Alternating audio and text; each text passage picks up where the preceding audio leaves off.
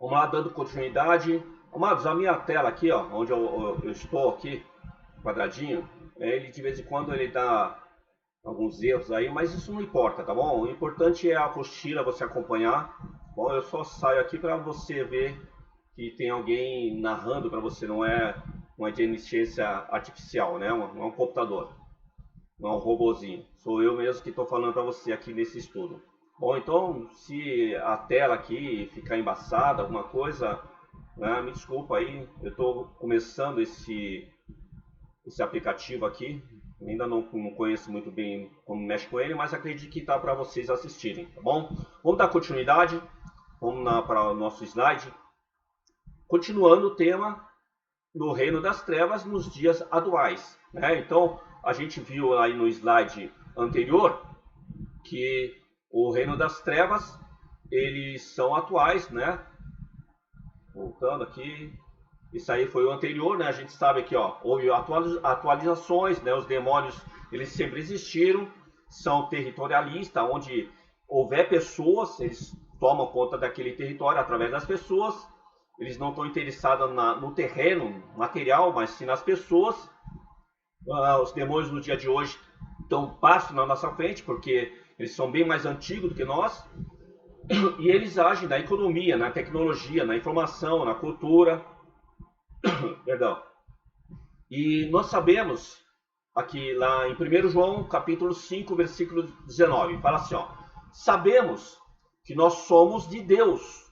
Então, João está falando para nós sabemos que somos de Deus. E que o mundo inteiro jaz no maligno. Então, a Bíblia fala que o mundo inteiro jaz no maligno. O que é jaz?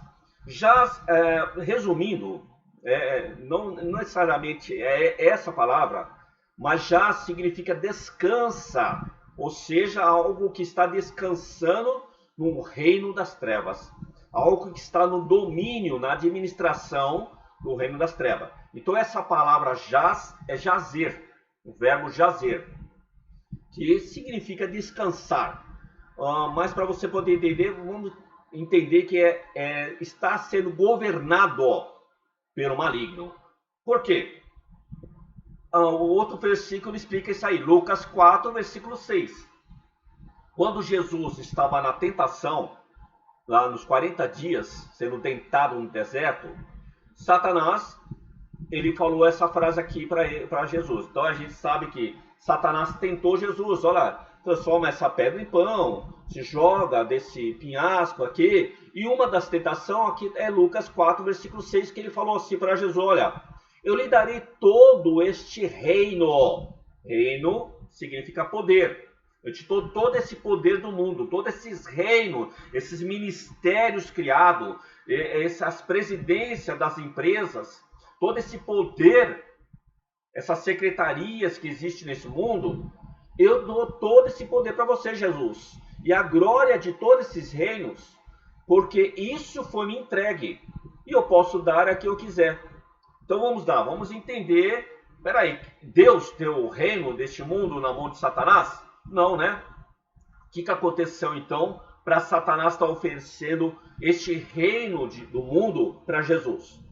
Bem, quando Deus criou os céus e a terra, criou Adão e deu uma ordem para Adão. Adão, olha, domine, não seja dominado. Nunca deixe de ser dominado, mas domine. Você vai ser um dominador deste mundo. Você vai ser um administrador desse mundo. Dá nome a todos os animais, as coisas, domine. Eles vão te obedecer, eles vão te sujeitar. Mas se você ler lá em 1 Pedro, capítulo 2, versículo 18, não está nessa frase que eu vou falar, mas é nesse sentido. Está dizendo lá em 1 Pedro, capítulo 2, versículo 18, que aquele que se deixar ser vencido se tornará escravo do vencedor. E foi isso que aconteceu. Quando Eva deu voz para a serpente, deu ouvidos à voz da serpente, desobedeceu uma ordenança que Adão falou para não fazer. E Adão também desobedeceu, dando ouvido a Eva, e desobedeceu à voz de Deus. Naquele momento, Adão estava sendo dominado. Então aquele que se deixar ser vencido, ele estava se deixando ser vencido pela artimanha de Satanás através do corpo da serpente, ele estava se deixando ser vencido, e ele se deixando ser vencido, ele se tornou escravo do reino das trevas, de Satanás. E quando uma pessoa passa a ser escrava, todo aquele que está sobre o comando, sobre a organização, sobre a administração, tudo aquilo que aquela pessoa tem, passa a ser daquela pessoa que o venceu, porque ela se tornou escrava. Então, como o mundo estava na administração de Adão, quando ele se deixou ser vencido e se tornou escravo de Satanás, o mundo inteiro passou a ser governado por Satanás. Por essa razão que o mundo jaz no maligno, está sendo governado pelo maligno, e Satanás ofereceu esse poder, esse governo a Jesus, se tão somente ele se prostrasse para Satanás. Então, aqui eu vou sair de cena aqui porque está cobrindo, tá bom? Eu vou sair de cena para a gente poder entender. Aqui em Lucas capítulo 4, do versículo 1 em diante, fala sobre essa passagem que eu falei. Jesus, cheio do Espírito Santo, voltou do Jordão, foi guiado pelo mesmo Espírito no deserto. Durante 40 dias ele ficou ali no deserto sendo tentado pelo diabo. Jesus nada comeu naqueles dias, né? E ao fim dos 40 dias ele teve fome. Então o diabo disse a Jesus: se você é filho de Deus, aqui algumas pessoas entendem que assim, olha, quando Satanás falou, se você é, algumas pessoas falam, então o diabo, Satanás, ele não tinha certeza que Jesus era filho de Deus. Eu acredito que ele tinha certeza, mas se você entende dessa forma, é uma interpretação, tá bom? E ele fala aqui, mas eu acredito que esse, se você é mais para provocar, é mais para, sabe, uma pessoa que está ali 40 dias, né, fraco, sem comer, seu corpo ali enfraquecido, é mais uma provocação para ver se Jesus caía na tentação. E quando ele falou, se você é filho de Deus, mande que essa pedra se transforme em pão. Então Jesus estava morrendo de fome, 40 dias. Né? Vamos ver se Jesus cai na tentação. Você é filho de Deus? Duvido que você é filho de Deus. Se você é filho de Deus, então transforma esse pão, essa pedra aqui em pão. Mas Jesus respondeu, está escrito, o ser humano não viverá somente de pão, nem só de pão viverá o homem, mas toda a palavra que vem da boca de Deus. Então o diabo levou para um lugar mais alto, num instante ele mostrou todo o reino, que foi o versículo que a gente leu antes, né? E disse, eu te dou todo esse poder, todo esse reino, a glória desse reino, porque isso vai me entregue, e eu posso dar a quem eu quiser. Portanto, se você me adorar, tudo isso será seu. Mas Jesus respondeu, está escrito, adore somente o Senhor, seu Deus, e preste culto somente a ele. Então o diabo levou Jesus até Jerusalém, né, num pináculo lá, e colocou sobre o pináculo do templo e disse, se você é filho de Deus, então jogue-se daqui, porque está escrito na palavra de Deus, lá no Salmo 91, não tá? Que aos seus anjos ele dará ordem ao seu respeito para que guarde em todo o seu caminhar, e eles te sustentarão nas suas mãos para que você não tropece em alguma pedra. Jesus lhe respondeu ao diabo, também foi dito, não colocarás o Senhor à prova, não tentarás o seu Deus. Tendo concluído todas as tentações, o diabo então se afastou, porque não deu certo, né? Ele se afastou até um momento oportuno. Olha, não deu certo, então vamos tentar na próxima vez. Dessa vez não deu certo tentar Jesus. E o diabo é assim, amado. Ele vai tentar de toda maneira nos tentar também. Vai de toda maneira e vai tentar nos provocar.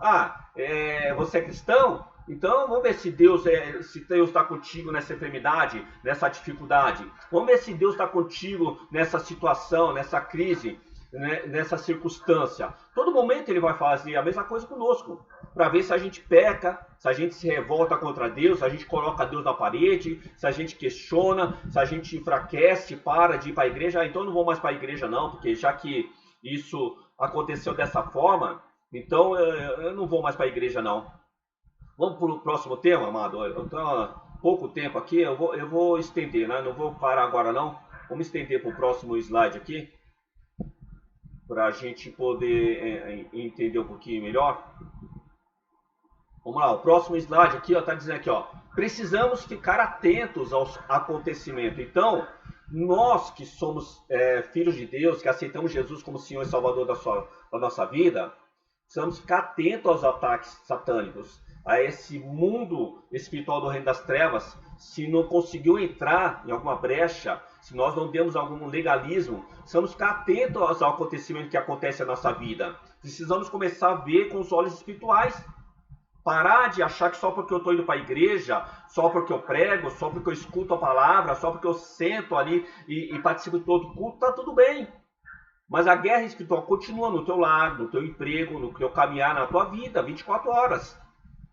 Então, por essa razão que Romanos capítulo 12, versículo 2, Paulo fala assim, olha, não se conforma com este mundo, mas transforma pela renovação do seu pensamento, do teu entendimento, para que você possa experimentar qual seja a boa, agradável e perfeita vontade de Deus. Então tem um versículo que eu costumo dizer muito, que é Efésios capítulo 1, versículo 3, que fala que Deus ele já nos abençoou com toda sorte de bênção.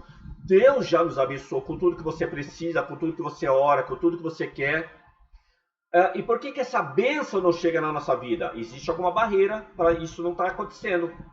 Porque se Deus já falou que Ele já te abençoou, por que a bênção não chega? Algum obstáculo existe. Porém, você tem que parar de ficar falando, olhando para as coisas do mundo. Ah, mas fulano de tal não serve a Deus e consegue as coisas com facilidade, está viajando, está comemorando, fazendo festa, outros ostentando.